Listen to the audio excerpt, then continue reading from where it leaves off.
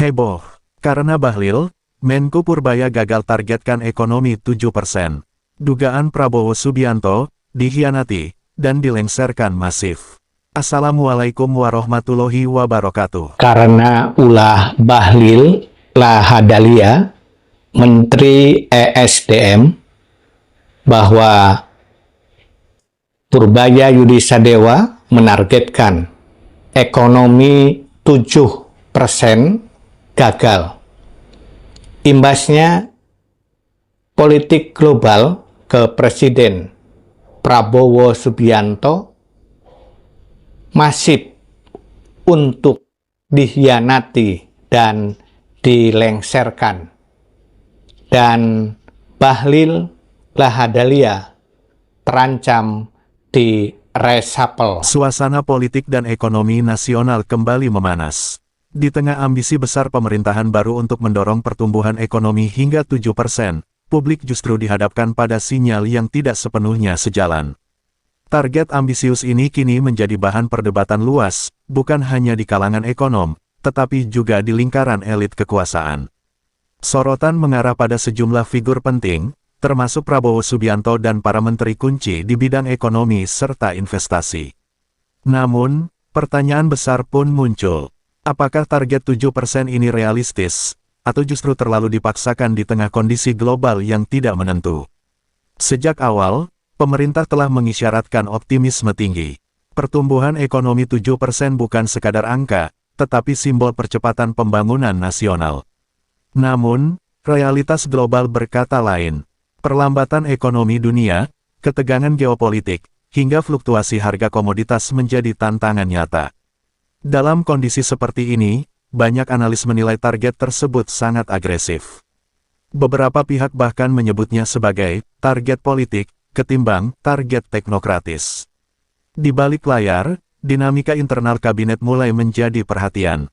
Figur seperti Bahlil Lahadalia disebut memainkan peran strategis dalam menarik investasi dan menjaga kepercayaan pasar.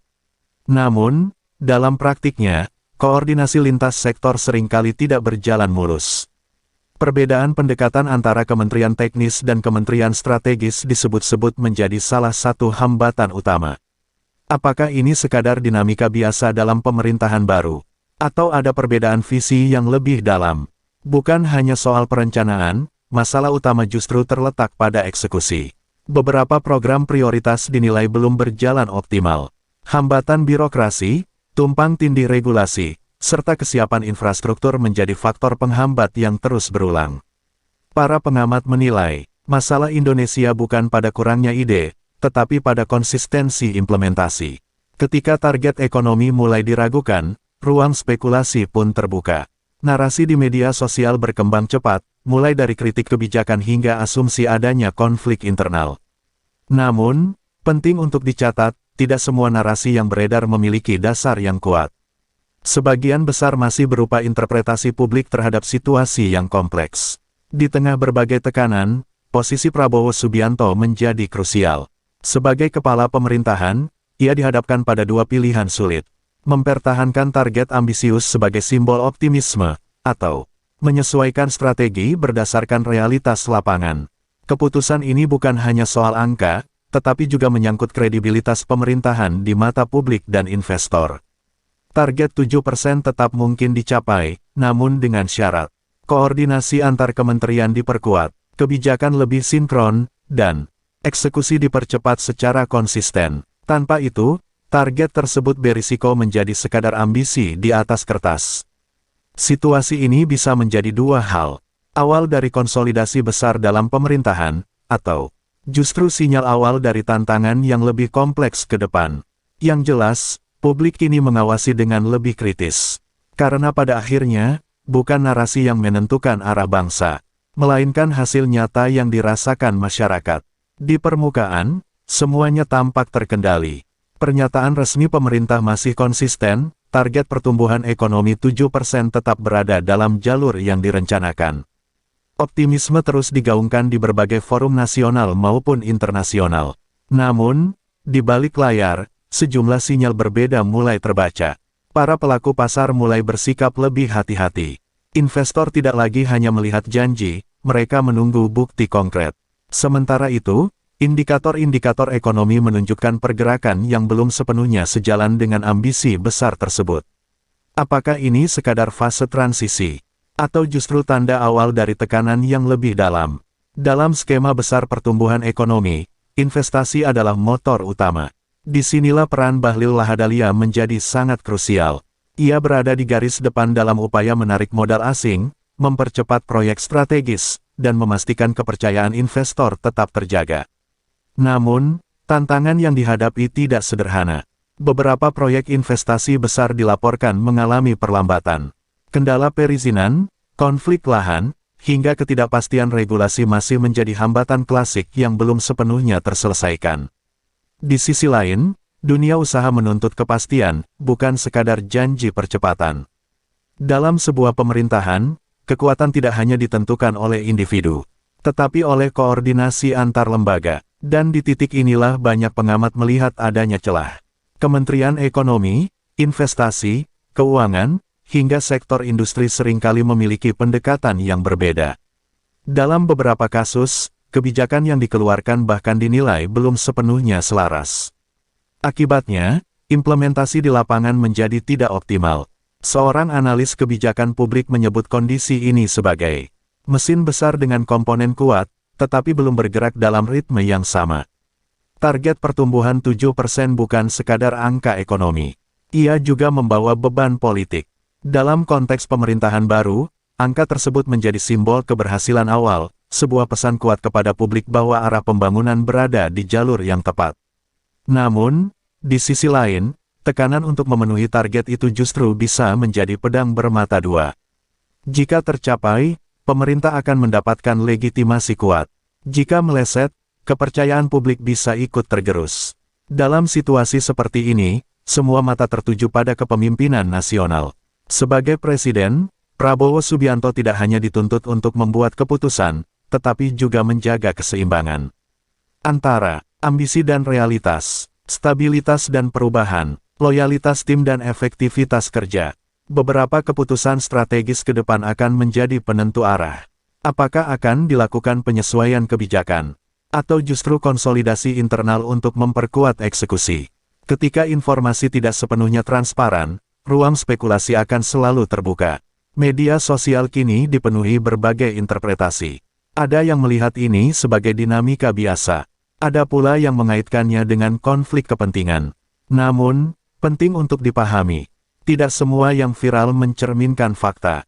Dalam situasi kompleks seperti ini, publik seringkali hanya melihat potongan-potongan kecil, bukan gambaran utuh. Setiap pemerintahan memiliki fase ujian. Dan bagi pemerintahan saat ini, target ekonomi 7% tampaknya menjadi salah satu ujian pertama yang nyata. Bukan hanya soal angka pertumbuhan, tetapi tentang kemampuan koordinasi, konsistensi kebijakan, dan ketahanan menghadapi tekanan. Jika dilihat dari kondisi saat ini, ada 3 kemungkinan arah yang bisa terjadi. Skenario optimistis, koordinasi membaik, investasi meningkat, dan target mendekati realisasi. Skenario moderat, pertumbuhan tetap naik, namun tidak mencapai 7%. Pemerintah melakukan penyesuaian narasi. Skenario tekanan tinggi, hambatan berlanjut, target meleset jauh, dan evaluasi besar-besaran dilakukan. Indonesia berada di persimpangan penting. Di satu sisi, peluang besar terbuka lebar. Di sisi lain, tantangan juga tidak bisa diabaikan. Yang jelas, publik kini tidak hanya ingin mendengar janji. Mereka menunggu hasil. Dan dalam dunia politik maupun ekonomi, waktu adalah faktor yang tidak bisa dinegosiasikan. Semakin lama target 7% dibicarakan, semakin terlihat bahwa angka tersebut bukan sekadar indikator ekonomi, melainkan tekanan sistemik yang merembes ke berbagai lini pemerintahan. Target tinggi memaksa percepatan. Percepatan menuntut sinkronisasi. Namun, ketika sinkronisasi belum solid, yang muncul justru gesekan. Di beberapa sektor, percepatan program justru menimbulkan risiko baru. Proyek dipaksakan berjalan tanpa kesiapan matang. Kebijakan dibuat cepat, namun minim harmonisasi. Dan implementasi menjadi tambal sulam. Dalam kondisi seperti ini, keberhasilan bukan hanya soal niat, tetapi soal kesiapan struktur, Apa yang terjadi di tingkat elit perlahan menetes ke bawah. Di level birokrasi, ketidakjelasan arah seringkali diterjemahkan menjadi kehati-hatian berlebih. Alih-alih mempercepat, banyak aparatur justru memilih menunggu. Fenomena ini dikenal sebagai paralysis by uncertainty, kelumpuhan akibat ketidakpastian. Akibatnya, proses perizinan melambat, keputusan strategis tertunda, dan momentum ekonomi ikut terhambat. Padahal, dalam ekonomi, momentum adalah segalanya. Nama Bahlil Lahadalia kembali menjadi sorotan dalam konteks ini. Selama ini, ia dikenal sebagai figur yang agresif dan komunikatif dalam menarik investasi. Namun, realisasi di lapangan tidak selalu sejalan dengan target yang diumumkan. Beberapa pelaku usaha mulai menyuarakan hal yang sama. Komitmen investasi banyak, tapi eksekusi masih tersendat.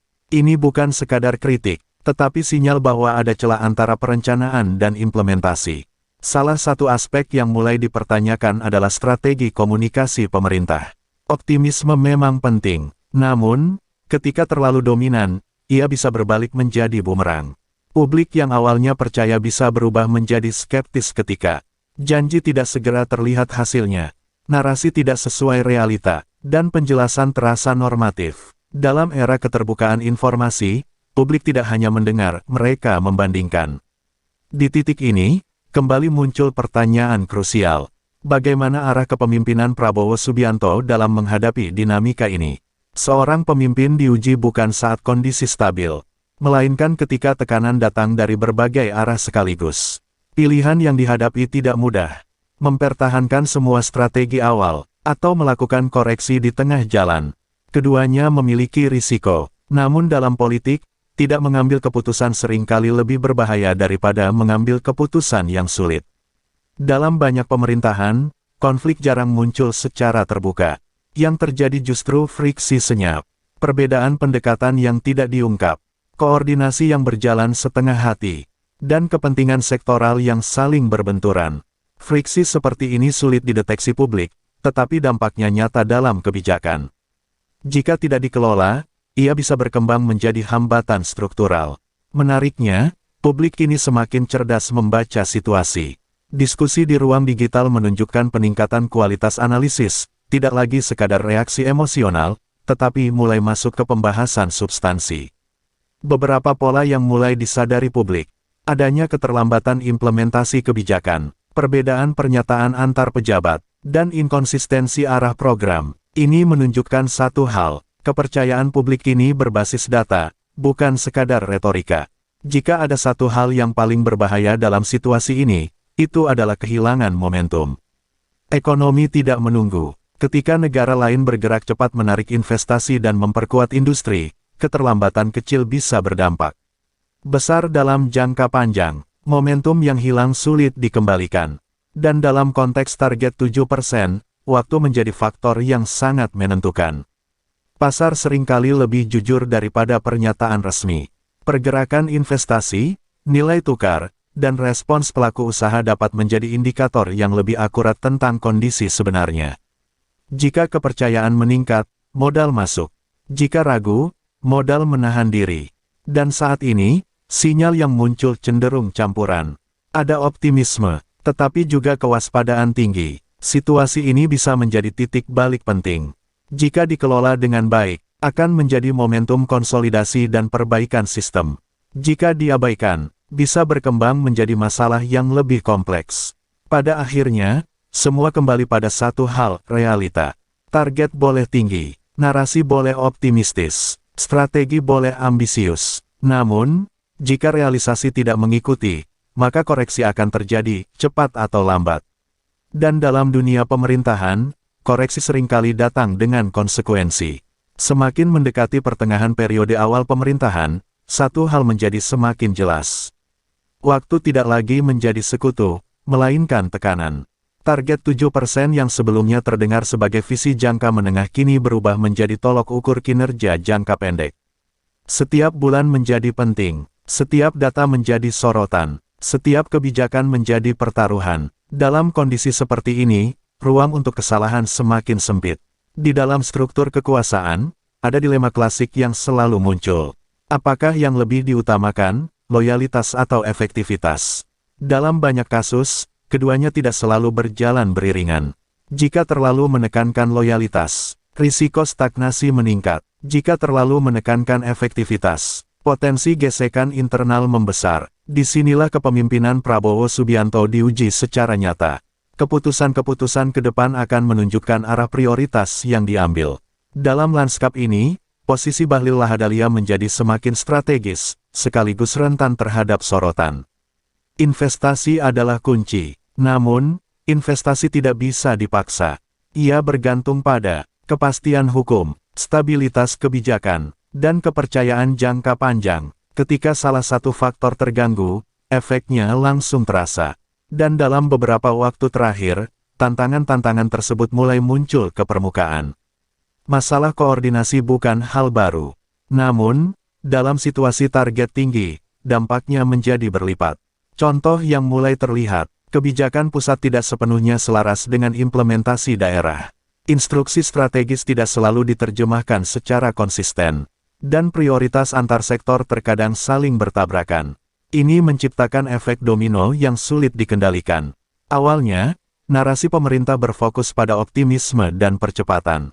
Namun kini, mulai muncul penyesuaian halus.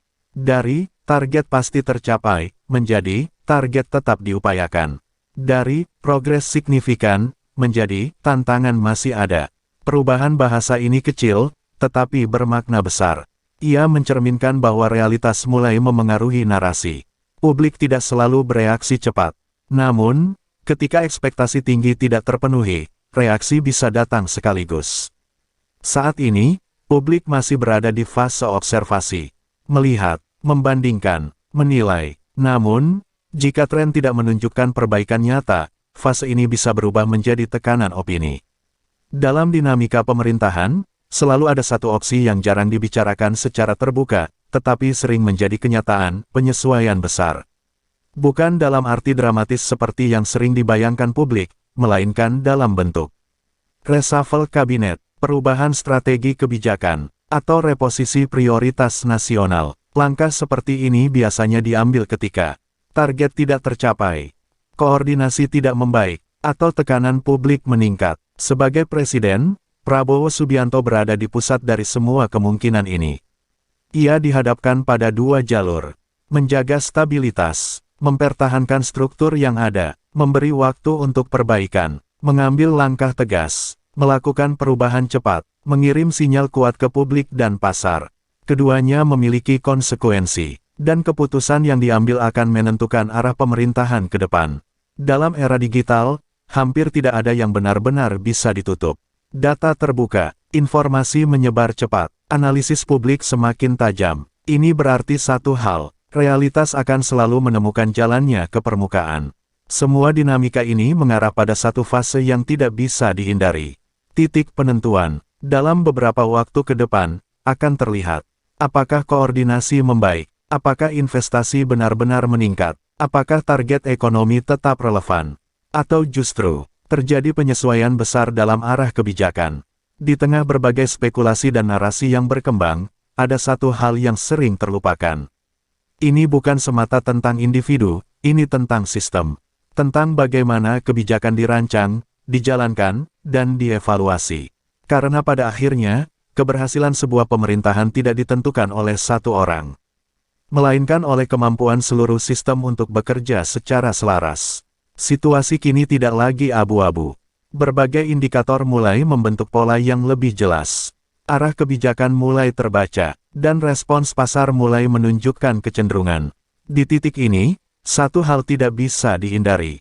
Bukan sekadar keputusan administratif, melainkan keputusan strategis yang akan menentukan arah ekonomi, stabilitas politik, dan kredibilitas pemerintahan. Pemerintahan tidak hanya menghadapi tekanan internal. Dari luar, ekspektasi juga meningkat. Pelaku usaha menuntut kepastian, investor menunggu konsistensi, dan publik menginginkan hasil nyata. Sementara dari dalam, koordinasi masih perlu diperkuat, sinkronisasi kebijakan belum sepenuhnya solid, dan ritme kerja belum sepenuhnya seragam. Kombinasi ini menciptakan tekanan berlapis.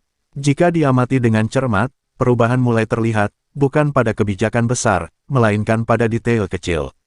Bahasa yang digunakan pejabat, cara target dijelaskan, dan fokus komunikasi publik, yang sebelumnya penuh keyakinan mutlak kini mulai disertai kehati-hatian. Ini bukan kelemahan, ini adalah tanda bahwa realitas mulai diakomodasi. Dalam fase seperti ini, peran kepemimpinan menjadi sangat menentukan.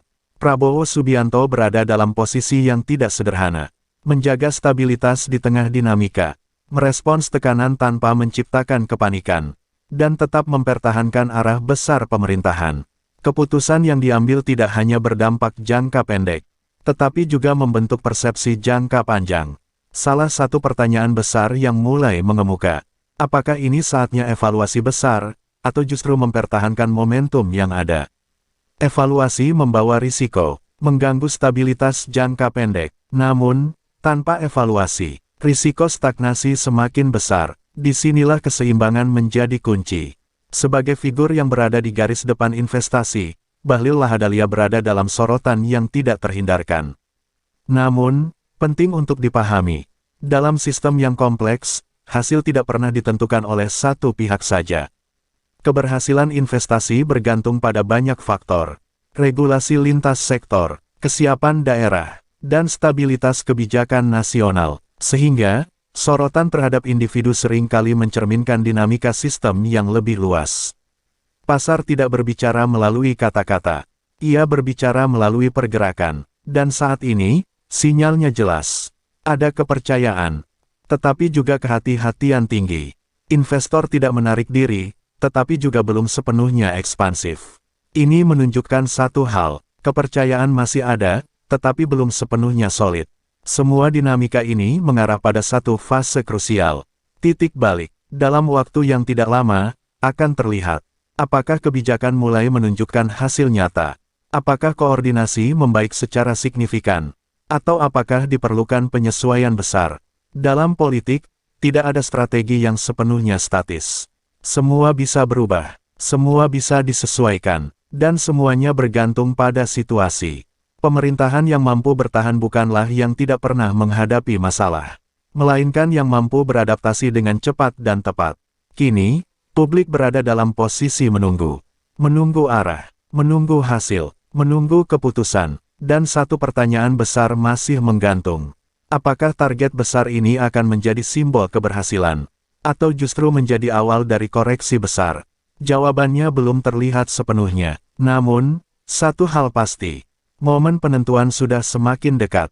Akhirnya, semua dinamika yang selama ini bergerak di bawah permukaan mulai mengerucut pada satu titik. Keputusan tidak bisa lagi ditunda. Tekanan waktu, ekspektasi publik, serta respons pasar telah menciptakan situasi di mana setiap langkah memiliki dampak besar. Tidak ada lagi ruang untuk penundaan, ambiguitas, atau kompromi yang terlalu lama. Yang dibutuhkan adalah kejelasan arah. Pemerintahan kini berada di persimpangan yang menentukan. Dua jalur terbuka. Jalur pertama, konsolidasi internal, memperkuat koordinasi, menyelaraskan kebijakan, dan mempercepat implementasi. Jalur kedua, koreksi strategis, mengevaluasi pendekatan, melakukan penyesuaian target, dan mengubah prioritas jika diperlukan. Keduanya bukan pilihan mudah, namun, tidak memilih juga bukan opsi. Di titik ini, peran Prabowo Subianto menjadi penentu utama. Sejarah menunjukkan bahwa fase seperti ini seringkali menjadi titik penguatan kepemimpinan, atau awal dari tekanan berkepanjangan. Keputusan yang diambil tidak hanya berdampak pada kinerja ekonomi, tetapi juga pada persepsi publik terhadap arah pemerintahan. Dalam pusaran ini, peran Bahlil Lahadalia tetap menjadi bagian penting dari gambaran besar. Namun, narasi yang berkembang perlu dilihat secara utuh. Investasi bukan hanya soal satu kementerian. Ia adalah hasil dari sistem yang terintegrasi, kebijakan yang konsisten, dan eksekusi yang serempak. Ketika salah satu bagian tidak optimal, seluruh sistem ikut terdampak. Kini, semakin sulit untuk mempertahankan narasi tanpa dukungan data. Publik melihat progres nyata, hasil konkret, dan dampak langsung. Jika ketiganya tidak muncul secara seimbang, maka persepsi akan berubah dengan sendirinya. Dalam banyak pemerintahan, fase seperti ini sering menjadi awal dari koreksi kebijakan, Bukan karena kegagalan total, melainkan karena kebutuhan untuk menyesuaikan strategi dengan realitas. Koreksi bukan tanda kelemahan, justru sering menjadi tanda kedewasaan dalam kepemimpinan. Yang tersisa sekarang adalah momentum. Momentum untuk memperbaiki, mempercepat, dan membuktikan. Karena jika momentum ini terlewat, konsekuensinya tidak hanya jangka pendek. Ia bisa memengaruhi kepercayaan investor, stabilitas kebijakan, dan arah pembangunan jangka panjang. Di balik semua spekulasi, satu hal perlu ditegaskan. Ini bukan sekadar cerita tentang konflik. Bukan sekadar soal siapa benar dan siapa salah. Ini adalah cerita tentang sistem yang sedang diuji, target yang ambisius, dan realitas yang menuntut penyesuaian. Target 7% tetap berdiri sebagai simbol ambisi. Namun, sejarah selalu menunjukkan, ambisi tanpa eksekusi adalah ilusi, optimisme tanpa hasil adalah risiko. Kini, semua kembali pada satu hal. Hasil nyata, apakah target besar ini akan tercapai? Apakah dinamika internal akan terselesaikan? Apakah kepercayaan publik akan tetap terjaga? Jawabannya tidak ada dalam narasi. Tidak juga dalam spekulasi. Jawabannya ada pada apa yang akan terjadi selanjutnya. Dan untuk saat ini, Indonesia berada di satu fase yang paling menentukan. Fase pembuktian. Setelah fase panas, biasanya suasana perlahan mereda. Headline berganti, isu baru bermunculan, perhatian publik terpecah. Namun, bagi mereka yang mengikuti sejak awal, satu hal tetap tertinggal. Pertanyaan yang belum sepenuhnya terjawab. Apakah semua dinamika ini hanya fase awal yang wajar? Atau justru sinyal dari tantangan yang lebih dalam? Apa yang terjadi menunjukkan satu kenyataan penting. Politik dan ekonomi tidak pernah benar-benar terpisah. Keputusan politik memengaruhi arah ekonomi. Kinerja ekonomi memengaruhi stabilitas politik. Dan di tengah hubungan yang saling terkait ini, figur seperti Prabowo Subianto menjadi titik temu dari keduanya. Jika ditarik lebih jauh, ada beberapa pelajaran penting yang bisa dibaca. Target besar butuh sistem yang siap. Ambisi tanpa kesiapan hanya akan menciptakan tekanan. Koordinasi lebih penting dari sekadar visi. Visi bisa menyatukan, tetapi koordinasi yang menentukan hasil. Komunikasi harus sejalan dengan realita. Publik saat ini tidak hanya mendengar, mereka memverifikasi. Adaptasi bukan kelemahan. Kemampuan untuk menyesuaikan strategi justru menjadi kekuatan. Dalam jangka panjang, peran Bahlil Lahadalia tetap akan menjadi bagian penting dalam mesin pertumbuhan ekonomi. Namun, seperti yang terlihat, tidak ada satu aktor pun yang bisa bekerja sendiri dalam sistem sebesar ini. Keberhasilan akan selalu kolektif. Begitu juga tantangan. Dengan semua yang telah terjadi, Indonesia kini berada di fase baru. Bukan lagi fase perencanaan, bukan juga fase janji, melainkan fase pembuktian berkelanjutan. Di fase ini, hasil lebih penting dari narasi, konsistensi lebih penting dari retorika, dan kecepatan adaptasi menjadi kunci utama. Satu perubahan besar yang tidak bisa diabaikan adalah publik yang semakin kritis. Masyarakat kini lebih cepat mengakses informasi, lebih berani membandingkan, dan lebih aktif membentuk opini. Ini berarti standar terhadap pemerintah juga meningkat. Jika dilihat dari dinamika yang ada, terdapat 3 arah jangka panjang. Konsolidasi berhasil, koordinasi membaik, sistem menguat, dan target mendekati realisasi. Penyesuaian strategis, target direvisi, pendekatan diubah, dan fokus dialihkan ke stabilitas. Tekanan berulang, masalah tidak terselesaikan, sehingga muncul siklus tekanan baru. Apa yang terjadi saat ini bukanlah akhir. Ini adalah bagian dari proses. Sebuah fase dalam perjalanan panjang pemerintahan, di mana ambisi diuji, sistem diperbaiki, dan arah masa depan ditentukan. Dan seperti semua cerita besar dalam politik dan ekonomi, bab berikutnya selalu ditentukan oleh tindakan, bukan narasi. Setelah semua perdebatan, analisis, dan spekulasi, selalu ada satu fase yang jarang dibicarakan. Fase sunyi. Tidak ada lagi pernyataan keras. Tidak ada lagi headline bombastis. Yang tersisa hanyalah proses perlahan, senyap, tetapi menentukan. Di fase inilah arah sebenarnya mulai terbentuk. Publik melihat hasil, namun jarang melihat proses di baliknya. Padahal di sanalah semuanya terjadi. negosiasi kebijakan, penyesuaian strategi, kompromi antar kepentingan, dan seringkali, keputusan paling penting justru lahir dalam ruang yang tidak terlihat. Disinilah kepemimpinan Prabowo Subianto benar-benar diuji, bukan di depan kamera, tetapi di baliknya. Setiap tekanan akan memunculkan dua kemungkinan.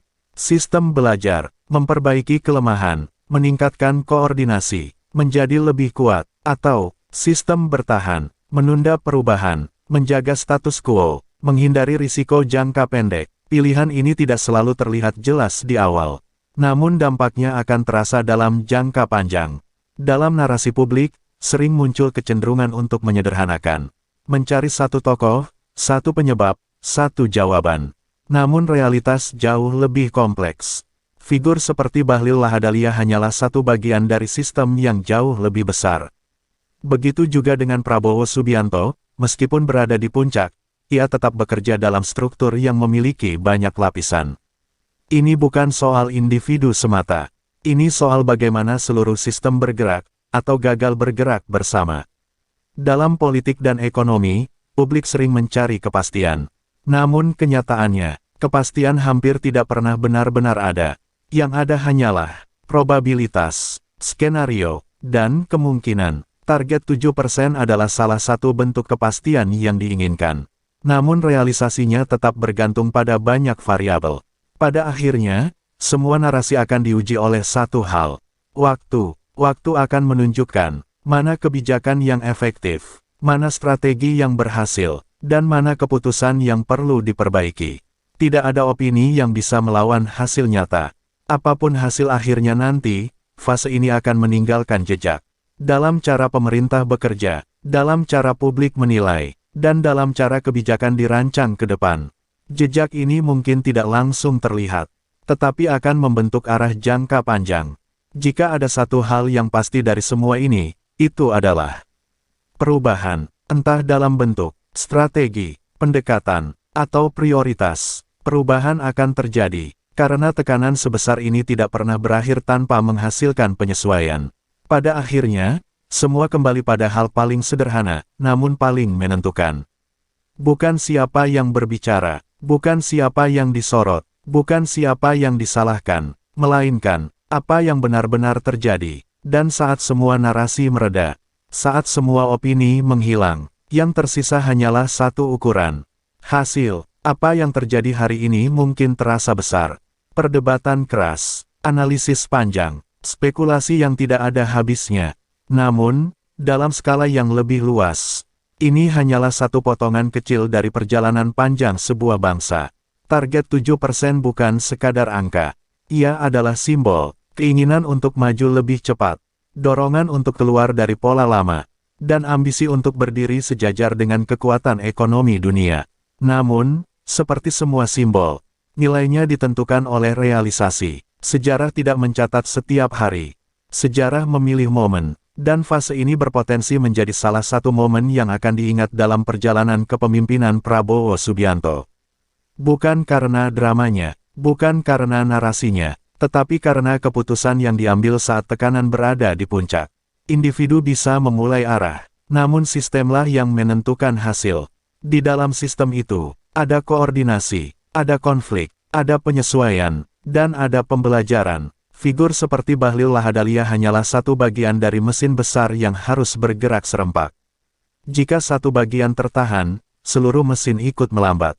Apa yang terlihat di permukaan seringkali tampak sederhana. Namun, di baliknya, ada lapisan keputusan, ada kepentingan yang saling bersinggungan, dan ada realitas yang tidak selalu bisa dikontrol. Karena itu, cerita ini tidak bisa diringkas menjadi siapa benar, siapa salah. Pada akhirnya, semua akan kembali ke satu hal. Hasil, bukan narasi, bukan opini, bukan persepsi sementara, melainkan pertumbuhan yang benar-benar terjadi, investasi yang benar-benar masuk, dan dampak yang benar-benar dirasakan masyarakat. Waktu memiliki cara yang sederhana untuk menyelesaikan semua perdebatan. Ia menunjukkan kenyataan, dan ketika waktu itu tiba, tidak ada lagi ruang untuk interpretasi berlebihan. Tidak ada lagi ruang untuk spekulasi. Yang ada hanya fakta, dan mungkin, pada akhirnya, Ini bukan tentang target 7%, bukan tentang dinamika internal, bukan tentang siapa yang disorot hari ini, melainkan tentang satu hal yang jauh lebih besar. Apakah sebuah sistem mampu menjawab tantangan yang diciptakannya sendiri? Karena disitulah masa depan ditentukan. Ada satu titik dalam setiap cerita, di mana tidak ada lagi yang perlu ditambahkan. Bukan karena semuanya sudah jelas, tetapi karena yang tersisa tidak bisa lagi dijelaskan dengan kata-kata. Sepanjang perjalanan ini, kita melihat ambisi yang besar, dinamika yang kompleks, dan sistem yang terus bergerak. Namun pada akhirnya, semua itu hanya dua hal, narasi dan kenyataan, dan keduanya tidak selalu berjalan bersamaan. Nama seperti Prabowo Subianto akan selalu menjadi pusat perhatian. Namun waktu tidak menilai berdasarkan sorotan. Ia menilai berdasarkan hasil, dan ketika hasil itu datang, semua pertanyaan akan menemukan jawabannya.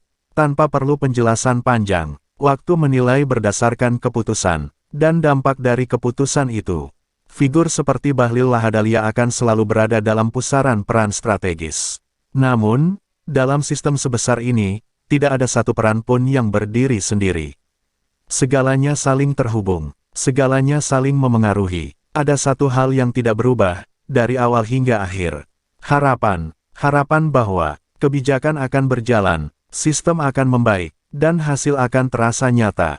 Dan ketika semua ini benar-benar selesai, mungkin yang tersisa hanyalah satu kalimat sederhana.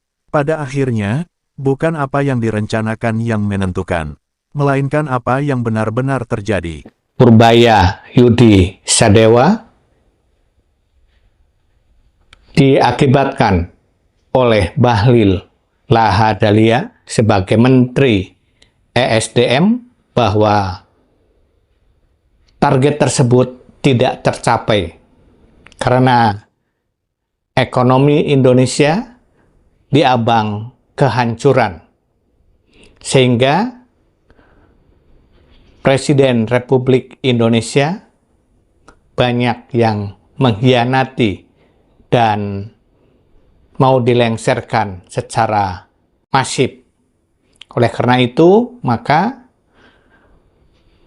Prabowo Subianto mengambil jalan pintas akan meresapel menteri-menteri yang tidak berkompeten, menteri-menteri yang merugikan Presiden, sehingga resapel kabinet ini masif dibicarakan.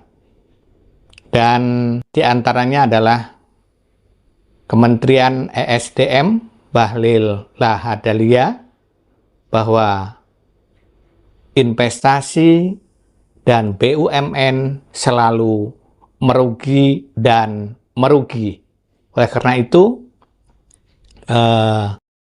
Bahlil Lahadalia termasuk kementerian yang akan diresapel di kabinet Prabowo Subianto dan Wakil Presiden Gibran Rakabuming Raka Prabowo Purbaya Yudi Sadewa. Memulihkan marwah kepemimpinan dengan adab dan ketegasan. Sebuah pelajaran besar bagi mereka yang terbiasa bicara lantang namun lupa makna ketulusan. Korupsi, nepotisme, menghalalkan segala cara yang menimbulkan kerugian negara, rakyat menjadi sengsara, itu hal yang dilarang oleh agama, dan dosa besar, di mata rakyat bukan hanya kemenangan, tapi kemenangan akal sehat dan cinta tanah air. Wassalamualaikum warahmatullahi wabarakatuh.